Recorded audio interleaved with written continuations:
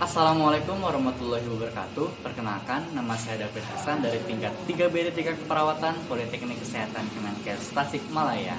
Di sini saya akan menampilkan sebuah video salah satu tugas ujian praktek mata kuliah perawatan gawat darurat dengan tindakan keperawatan RJP, resusitasi jantung paru. Selamat menyaksikan. Baik teman-teman, di sini saya akan melakukan tindakan perawatan RJP, resusitasi jantung paru. Sesuai dengan namanya, resusitasi, yang artinya itu membangunkan kembali jantung dan paru. Nah, indikasi RJP ini pada pasien yang henti jantung dan henti nafas, sesuai dengan namanya, yaitu resusitasi jantung paru. Nah, tujuan RJP ini untuk mencegah berhentinya sirkulasi dan atau pernapasan, dan juga memberikan bantuan eksternal terhadap sirkulasi dan ventilasi. Nah, otak dan jantung apabila tidak mendapatkan suplai oksigen selama 3-8 menit, itu akan mati. Nah, tindakan RJP ini apabila ditangani terlambat selama 1 menit, peluang berhasilnya itu sebesar 98%. Dan apabila terlambat selama 3 menit, peluang berhasilnya itu sebesar 50%. Dan apabila terlambat selama 10 menit, itu peluang berhasilnya kecil, yaitu hanya 1% saja. Baik teman-teman, selanjutnya di sini saya akan melakukan langkah-langkah RJP. Perlu diingat teman-teman, kata kunci dalam langkah-langkah RJP ini adalah DR, CAB. Yang pertama nih, poin D, yaitu danger. Pastikan keamanan dengan 3A, yaitu aman penolong, aman pasien, dan aman lingkungan. Yang kedua yaitu R, response, yaitu dengan cek dan menilai respons si pasien dengan skala AVPU, alert, verbal, pain, and unresponsible. Yang pertama, alert nih teman-teman, yaitu waspada. Apakah si pasien ini benar-benar sadar atau tidak teman-teman, meski tidak selalu berorientasi atau diam saja. Lalu, apakah si pasien ini membuka mata atau tidak? Dan apakah si pasien ini merespon suara atau tidak teman-teman? Dengan cara, Bapak bangun Pak, Pak bangun Pak. Nah, apakah si pasien ini membuka mata atau tidak? Nyatanya tidak teman-teman. Lalu kita juga bisa menepuk bahunya teman-teman. Pak bangun Pak, Pak bangun Pak, buka mata Pak. Nah, si pasien sudah tidak membuka mata. Nah, selanjutnya itu V, verbal. Pasien ini dapat merespon seperti geraman, erangan, atau rintihan, sedikit gerakan anggota tubuh di saat minta oleh penolong. Seperti tadi, Bapak bangun Pak. Kan tadi saya sudah bilang tidak, si pasien ini tidak bangun-bangun. Nah, selanjutnya pain ya teman-teman. Poin P ya. Nah, membuat respon seperti stimulus nyeri atau rangsangan nyeri. Kita beri rangsangan nyeri teman-teman. Dengan cara kita menaruh 2 jari di atas sternum si klien. Kita tekan apakah si klien ini ada respon nyeri atau tidak. Kita tekan.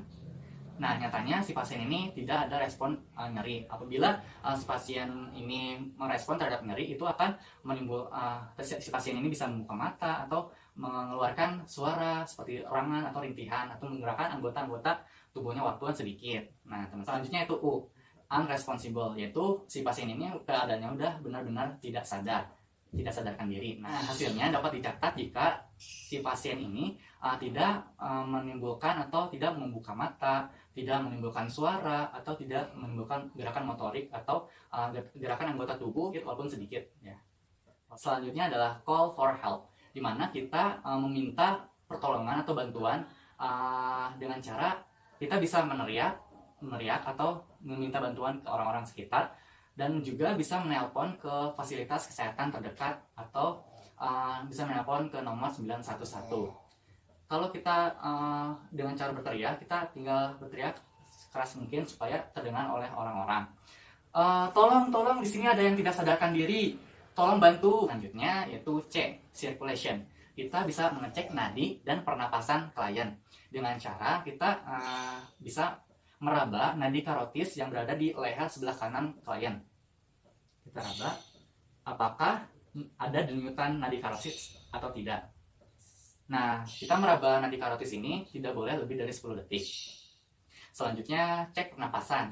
Cek pernapasannya dengan cara look, listen, and feel. Look, yang pertama look, lihat. Apakah ada pengembangan dada atau tidak. Nyatanya tidak ya teman-teman. Lalu listen, kita dengar apakah ada suara nafas tambahan atau tidak seperti snoring, gurgling, dan lain sebagainya. Dan yang terakhir adalah feel, rasakan apakah ada hembusan nafas atau tidak. Dan nyatanya tidak ada teman-teman. Selanjutnya kita mulai melakukan siklus 30 kompresi dan 2 ventilasi teman-teman. Yaitu posisikan si pasien ini dalam keadaan supin atau terlentang ya teman-teman di permukaan yang keras dan datar. Ini sudah di permukaan keras dan datar ya teman-teman. Nah selanjutnya posisi si penolong ini berada di samping pasien.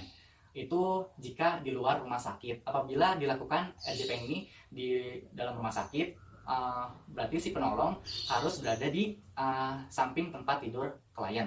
Nah selanjutnya penolong meletakkan tumit telapak tangan berada di mid sternum, berada di mid sternum atau di antara dua papila mamae, dengan telapak tangan menumpuk dengan jari yang ditautkan. Nah seperti ini teman-teman. Selanjutnya teman-teman, posisi badan si penolong ini harus tegak dan lurus, kedua tangannya, dan mengompresi dada lurus ke bawah secara teratur dengan kecepatan 100-120 kali per menit dengan kedalaman 2-2,4 inci atau setara dengan 5-6 cm. Nah, kita ini melakukan RJP dengan rasio 30:2 dengan 1 atau 2 penolong. Pertama, saya akan melakukan RJP 5 siklus. 1, 2, 3, 4, 5, 6, 7, 8, 9, 10 1, 2, 3, 4, 5, 6, 7, 8, 9, 10 1, 2, 3, 4, 5, 6, 7, 8, 9, 10. Lalu kita lakukan 2 ventilasi dengan cara yang pertama kita lakukan head tilt dan chin lift terlebih dahulu. Lalu kita beri ventilasi melalui mulut ke mulut atau bisa juga melalui BVM, yaitu back fold mask, selama 2 kali. 1, 2, sebanyak 2 kali. Lanjut teman-teman. 1, 2, 3, 4, 5, 6, 7, 8, 9, 10 1, 2, 3, 4, 5, 6, 7, 8, 9, 10 1, 2, 3, 4, 5, 6, 7, 8, 9, 10.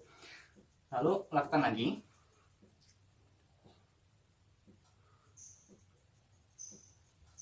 1, 2, 3, 4, 5, 6, 7, 8, 9, 10 1, 2, 3, 4, 5, 6, 7, 8, 9, 10 1, 2, 3, 4, 5, 6, 7, 8, 9, 10.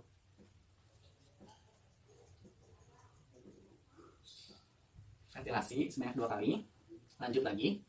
1, 2, 3, 4, 5, 6, 7, 8, 9, 10 1, 2, 3, 4, 5, 6, 7, 8, 9, 10 1, 2, 3, 4, 5, 6, 7, 8, 9, 10. Ventilasi 2 kali. 1, 2. Lakukan kompresi yang siklus terakhir. 1, 2, 3, 4, 5, 6, 7, 8, 9, 10 1, 2, 3, 4, 5, 6, 7, 8, 9, 10 1, 2, 3, 4, 5, 6, 7, 8, 9, 10. Lakukan ventilasi.